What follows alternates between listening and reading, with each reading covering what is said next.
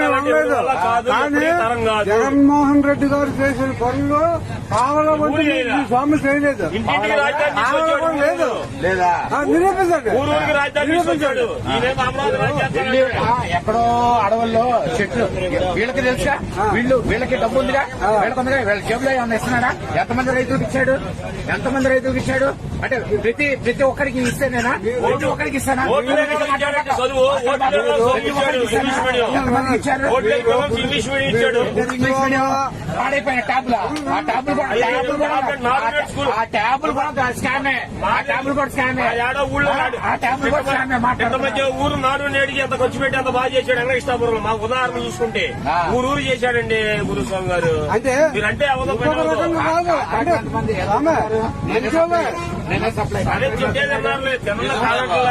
ఎట్టుంటారు నాయకుల పాత్ర లేదు, అదే నాయకుల పాత్ర ఏం కాదు. అది అలా జరుగుతుంది మరి ఒక రకంగా. ఇప్పుడు మీరు సహజంగా మాట్లాడుతున్నారుగా, ఏమీ లేని పేద దౌర్భాగ్యడ రూపాయి ఎందుకు జేబులో తీట్లా? వీడు వీడు ఇల్లు కొంపలు అన్ని తాకట్లు పెట్టుకుని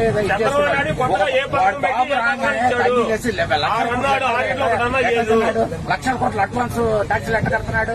నాడపేగా అంటే నాడపండి మొత్తం నాదక్కల్లా, దానిలో పైసా పైసా పైసా పైసాలో పైసా పైసాలో పైసా పైసా అయినా నా వంతుందిగా.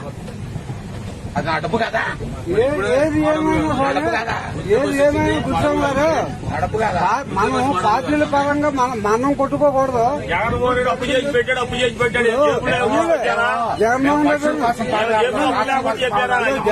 రెడ్డి పార్టీ మనుషుల కోసం మాట్లాడుతున్నారు, రాష్ట్రం బాగుపడాలని మాట్లాడుతున్నారు. జగన్మోహన్ రెడ్డి ఇప్పుడు జగన్మోహన్ రెడ్డి గారు అన్నారు, ఇప్పుడు మీరే అన్నారు, మేము అన్ని చంపుకొని చేసాం. మరి మీరు అన్నారా ఉదాహరణకి ఈయన కొంచెం సౌండ్ పార్టీ సౌండ్ పార్టీ అన్నారు. ఆ జగన్మోహన్ రెడ్డి గారు ఆ సౌండ్ పార్టీ వాళ్ళకి ఎక్కడ నొక్కేవారు, ముందు నొక్క లాగేవారు, ఆ లాగి పేదల పంచేవారు. జగన్మోహన్ రెడ్డి ట్రైన్లో